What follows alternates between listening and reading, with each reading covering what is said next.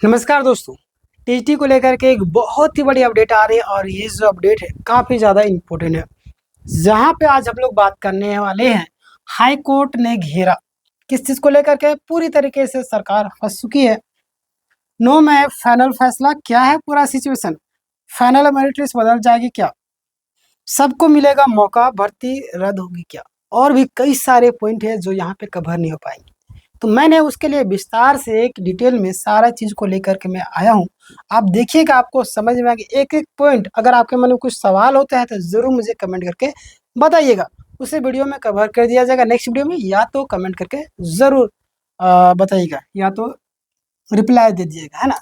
Jharkhand TGT high court का जो update है डिटेल में पॉइंट बाय पॉइंट, है ना। सुनवाई का पूरा सेटअप यानी कि पूरा प्रोसेस क्या है, अभी तक का क्या सिचुएशन बन रहा है, आज क्या हुआ। तो आपको पता है कि आज झारखंड हाई कोर्ट में केस की सुनवाई हो। यह कोर्ट सामान्य हियरिंग नहीं, यानी ये जो आपका कोई सामान्य हियरिंग नहीं था, बल्कि सभी पक्षों को एक साथ बुलाया गया था, है ना। समझ रहे, बहुत सारा सेम सेम केस हो जाते हैं ना, सभी पक्षों को एक साथ बुला लिया था। अब क्या किया था, क्योंकि अगर सभी का केस को अलग अलग सुना जाएगा तो क्या हो जाएगा, सब में अलग अलग फैसला गया। अब फैसला अलग अलग हो जाए तो ऑलरेडी जज साहब फंस जाएंगे, और फैसला अलग अलग हुआ तो ना उसमें लागू का ना इसमें लागू का, तो अलग अलग ना हो इसके लिए क्या किया था, एक साथ मर्ज कर दिया था, है ना, एक साथ मिला लिया जाता। अब यहाँ पे देखिएगा, इसमें शामिल थे जो भी कैंडिडेट्स के जो एडवोकेट है ना, झारखंड स्टाफ सिलेक्शन यानी कि जेएसएससी, है ना, समझ रहे हैं, झारखंड जो कि करप्ट एजेंसी है, जेएसएससी के जो एडवोकेट थे, राज्य सरकार के जो एडवोकेट थे, यानी इसका मतलब साफ है, कोर्ट का जो केस है अब फाइनल दिशा में जाना चाहता है, यानी कि जा रहा है।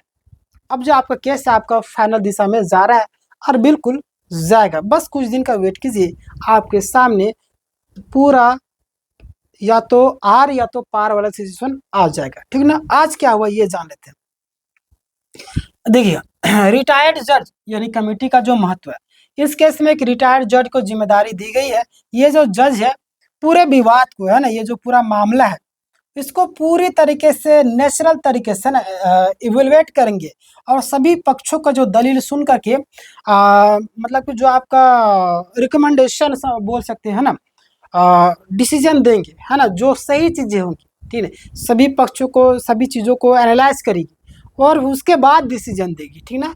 इसका मतलब साफ है, अब जो फैसला सिर्फ सरकारी डेटा पर नहीं बल्कि इंडिपेंडेंट जांच पर आधारित होगा। अब देखिए, एक बहुत ही ज़्यादा इंपॉर्टेंट है, अब जो आपका सरकारी जो पक्ष है विपक्ष जो प्रूफ है ये सब चीज़ें पर नहीं, अब जो आपका इंडिपेंडेंट, समझ रहे हैं, यानी कि अब जो सिर्फ आपका इंडिपेंडेंट जांच पर आधारित हो गया है। अब इस चीज़ को समझिए, आगे हम बात करते हैं सुप्रीम कोर्ट का आदेश का जो असर है वो क्या होगा, क्या है अभी तक का।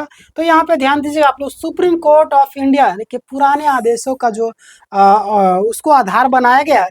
सबसे बड़ा जो मुद्दा है स्टेट मेरिट लिस्ट, है ना, ये जो आपका स्टेट मेरिट लिस्ट ये आपका सबसे बड़ा मुद्दा माना जा रहा है। इसका मतलब क्या है आपको पता होगा, बिल्कुल जानते भी, फिर भी मैं आपको बता दें। इसका मतलब है कि पहले भर्ती आपको क्या है डिस्ट्रिक्ट वाइज की गई थी, पहले क्या किया था ना, पहले जो आपका भर्ती जो आपका डिस्ट्रिक्ट वाइज की थी, अब कोर्ट कह रहा है कि पूरा राज्य के कैंडिडेट को एक साथ मेरिट में रखना। अब देखिए, अब कोर्ट का आदेश क्या आ रहा है, अब कोर्ट क्या कहता है, यानी कि पूरी तरीके से जितने भी राज्य के, है ना, पहले क्या किया गया था, देखिए डिस्ट्रिक्ट वाइज, हमारा हजारीबाग का डिस्ट्रिक्ट अलग है, आपका रामगढ़ हो गया, किसी का चतरा हो गया, किसी का आपका साहिबगंज हो गया, पलामू हो गया, गिरिडीह हो गया, लातेहार हो गया, दुमका हो गया, साहिबगंज हो गया, गोड्डा हो गया, पूर्वी सिविल, पश्चिमी सिविल, सब जिला का नाम नहीं लेंगे बट आप सब समझ, मतलब जिला वाइज होता था। अब जो आपको पूरा राज्य के कैंडिडेट को एक साथ मेरिट में रखने को बोला जा रहा है। अब यहाँ पे देखिए इससे क्या होगा ना, इससे जो आपका पूरी तरीके से यहाँ पे एक अलग ही सिनेरियो बन रहा है। अब जो पुराने सेलेक्टेड कैंडिडेट प्रभावित हो सकते, जो भी कैंडिडेट पुराने जो सेलेक्टेड है वो प्रभावित हो सकते हैं, यहाँ पे ध्यान दीजिएगा, और कोई डिजर्विंग कैंडिडेट को मौका भी मिल सकता है ना।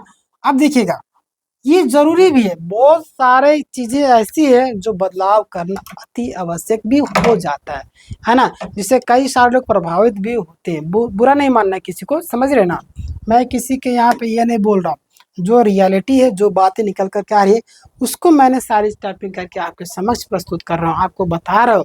ऐसा मैं क्यों लाता हूँ, तो एक एक पॉइंट आपके सामने रख पाऊँ, एक भी पॉइंट मिस ना हो। क्लियर है? जी हाँ। सरकार से मांगी गई रिपोर्ट है ना, डीप इनसाइट जो आपका क्या है, तो कोर्ट ने सरकार को बहुत डिटेल डेटा देने को कहा है, समझ रहे? डिटेल वे में, यानी कि एक एक चीज का मतलब जैसे कि आपका जिलावार भर्ती कितनी सीट निकाली थी, है ना, आप जब किए थे तो किस तरीके से क्या क्या किए थे, जिलेवार को जो वैकेंसी आप कितने सीट निकालते, कितनी भरी गई थी, अभी तक कितनी सीटें खाली है ना, ये सारी चीज जानेंगे तब तो प्रक्रिया आगे बढ़ गया। इसीलिए जरूरी हो जाता है ना, क्योंकि कई बार सरकार आपको एक्चुअल वैकेंसी छुपा देती है ना, सरकार जो आपका जो एक्चुअल वैकेंसी है उसको ये छिपा देती है, तो यहाँ पे मामला कुछ और हो जाता है ना, परेशान हो जाते हैं लोग। क्लियर? जी हाँ, आगे हम बात करते हैं। इसीलिए डिटेल में मांगा गया। सिनेरियो भी क्या आता है, ध्यान दीजिएगा, जो आपका शेड्यूल्ड जो एरिया है, अनुसूचित क्षेत्र जो है ना, कौन कौन से जिले शेड्यूल एरिया में आते हैं और वहाँ किस कैटेगरी के कैंडिडेट की भर्ती की गई। बिल्कुल, बहुत बार पैसे का लेन देन करके कहीं ना किसी को, किसी और को, किसी जगह में जो योग्य विद्यार्थी उसको बाहर करके अयोग्य को बैठा दिया था, तो इसीलिए तो पूछ रहा है ना यहाँ पे, है ना, यहाँ गड़बड़ी होने की भी संभावना ज्यादा होती है ना, क्योंकि अलग नियम लागू होते हैं। क्लियर? जी हाँ, आगे बात करते हैं, यहाँ पे ध्यान दीजिएगा आप लोग। अगला यानी कि पॉइंट नंबर सी, अपॉइंटमेंट जो आपका टाइम लाइन है, समझ रहे, कब कब नियुक्ति हुई, है ना, जाहिर सी बात, किसी की नियुक्ति होती तो डेट दिया था, कब कब नियुक्ति हुई, किस आधार पर हुई थी, इससे पता चलेगा कि कहीं जो आपका ब्रेकडाउन सिलेक्शन तो नहीं हुआ है ना। जाहिर सी बात है भाई, कई बार क्या होता है ना, ऐसा सिचुएशन आ जाता है ना, कई बार आगे पीछे वाला मामला होता है, टेबल के नीचे से मामला हो जाता है, ठीक ना। अब समझ रहे हो किन की ओर मैं इशारा कर रहा हूँ। सीजल वाला मुद्दा तो किसी से छुपा नहीं है, उत्पाद सिपाही वाला मुद्दा किसी से छुपा नहीं है, और भी कई सारे मुद्दों में ये तो खलम खुला इसमें हुआ था, और भी कई सारे मामलों में ऐसा चीज़ें देखने को मिली थी, ठीक है। इतना भी आपका सहायक आचार्य में बता रहा हूँ ना, इसमें ऐसे सिचुएशन आए थे, पैसे को लेकर के, पैसा दे करके अपने अच्छा जगह ट्रांसफर करवाते हैं, अपने नज़दीकी एरिया में ट्रांसफर करवाते हैं लोग, बहुत सारे लोग ऐसे थे, है ना। भाई कुछ चीजें अगर आ रही, बोलते हैं कहीं धुआं आ रहा है कहीं से, तो कहीं ना कहीं आग लगी हुई तभी धुआं आ रहा है, तो ये सी सिचुएशन बनती है। आगे हम बात करते हैं, यहाँ पे ध्यान दीजिएगा, मतलब कि 25% भर से आपका 75 जो आपका रिजर्वेशन का पूरा खेल क्या है, तो यह सबसे बहुत ही ज्यादा अहम मुद्दा है ना। ये जो आपका ना टेक्निकल और इम्पोर्टेंट मुद्दा है, नियम क्या 25% वाला जो सीट है ना, उन लोगों के लिए जो पहले से नौकरी में है, ठीक है, जो ऑलरेडी नौकरी में है, 75% जो आपका भर्ती, वो नए कैंडिडेट के लिए, समझ रहे ना, 25% जो ऑलरेडी है, अब 75% जो नए भर्ती के लिए। क्लियर? चलिए आगे बात करते हैं। कोर्ट के जो सवाल है, 25% सीटें कितनी भर्ती हुई, तो पूछना तो बनता है भाई, क्या किए क्या नहीं किए, कितनी सीट खाली रहेगी, शक क्या है। भाई शक जो है ना बहुत ही ज्यादा खतरनाक है। शक क्या है, मतलब सरकार ने या तो सीटें सही तरीके से भरी नहीं होगी, या तो सीटें सरेंडर कर दे, जाहिर बात, ठीक तो है भाई। ये जो है ना, इनका मेन मकसद क्या होता है ना, मामला को इस तरीके से खींचो ना, लंबा खींचो, और प्रति प्रक्रिया को धीरे धीरे लंबा करते जाओ, है ना। इतने पढ़े लिखे, इतने समझदार लोग ऊंचे पद पर बैठे हैं, एक नियमावली सही नहीं कर पाते हैं, आंसर की सही नहीं निकलवा पाते हैं, सिलेबस सही तरीके से नहीं दे पाते हैं, नहीं आपका रिजल्ट सही तरीके से दे पाते हैं, एक बार रिवाइज करते एक बार फिर से करते हैं, तो आप समझ सकते हैं किस तरीके से छात्रों के साथ में छात्रों को बरगलाया जा रहा है, किस तरीके से धोखा किया जा रहा है उनके साथ में, इस चीज़ का अंदाजा आप लगा सकते हो, है ना। अगर ऐसा साबित हुआ तो फिर मामला गड़बड़ हो जाएगा, समझ रहे, यानी कि नई दिशा में भर्ती चल जाएगी, है ना, और नई भर्ती के लिए सीट भी बढ़ सकती है। चलिए आगे बात, सरकार क्यों फंसती दिख रही, अब जो सरकार है भाई, सरकार तो हमेशा फंसती दिखती, पता नहीं ये सरकार क्या चाहती है। सरकार जो फंसती दिख रही है आपके अपडेट के अनुसार, यानी कि ये जो पिछला अपडेट मैंने बताया था और हमारे अपडेट जो अभी है, कोर्ट ने हर चीज का रिटर्न प्रूफ मांगा है। अब सरकार को हर सीट का हिसाब देना होगा, है ना, एक एक सीट का हिसाब देना होगा, तो एक एक पाई पाई चुकाना होगा, इस तरीके से एक एक सीट का हिसाब देना होगा, यहाँ पे समझ रहे हैं ना। आगे हम बात करते हैं, यहाँ पे ध्यान दीजिएगा आप लोग कि पहले क्या होता था, सीट कम दिखना, है ना, बाद में क्वालिटी जो एडजस्ट कर दिया जाता था ना, जो आपका क्वांटिटी जो आपका वो एडजस्ट कर दिया। अब जो आपका यह करना मुश्किल हो गया ना, अब जो ये करना मुश्किल हो गया। आगे क्या है, पॉइंट नंबर 7, पिटिशनर के लिए बड़ी राहत है। क्या राहत है ये जान लीजिए आप लोग, कि पहले ऐसा लग रहा था कि सिर्फ कुछ केस यानी कि मीना कुमारी जो पहले फैसला होगा, लेकिन अब जब कोर्ट ने साफ कर दिया है, कोर्ट क्या बोला है ये ध्यान दीजिए आप लोग, सभी पिटिशनर को, है ना, सभी पिटिशनर को मुद्दों पर विचार होगा। इसका मतलब साफ है कि ज़्यादा कैंडिडेट को फायदा मिलने के भी चांसेस बने हुए। आगे बात करते हैं, आज की जो आपका हियरिंग इतनी पॉजिटिव क्यों है, कारण कि सभी पक्षों में खुली बहस हुई, और जो आपका खुला बहस हुआ तो एक तरीके अच्छा होता है ना।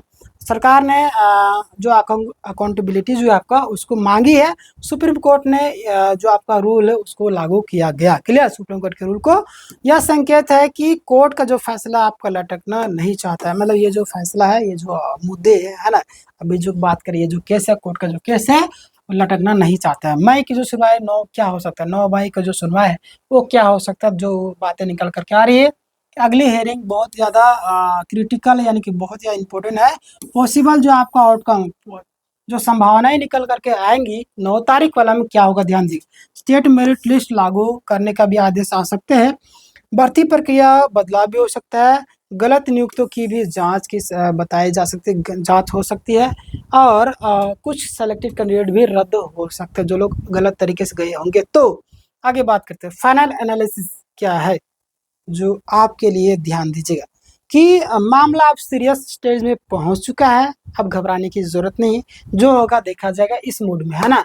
कोर्ट पूरी तरीके से ट्रांसपेरेंसी चाहती है ना, पारदर्शिता, आर या पारदर्शिता। सरकार पर काफी ज्यादा प्रेशर है, कैंडिडेट्स के लिए मतलब चांस काफी ज्यादा इम्प्रूव हुए हैं। क्लियर, लेकिन जो आपका फाइनल डिसीजन अभी बाकी है, इस चीज को आपको याद रखना होगा, ठीक है ना।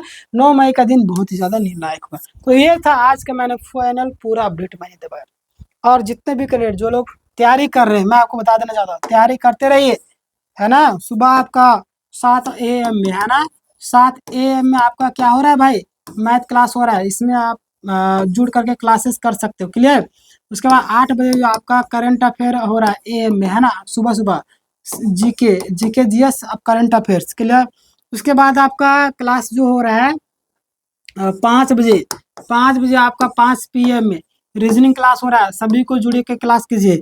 उसके बाद आपका 9 बजे रात्रि झारखंड जी के क्लास होता है, इसमें भी जुड़ा कीजिएगा। क्लियर, और भी कई सारे क्लासेस है।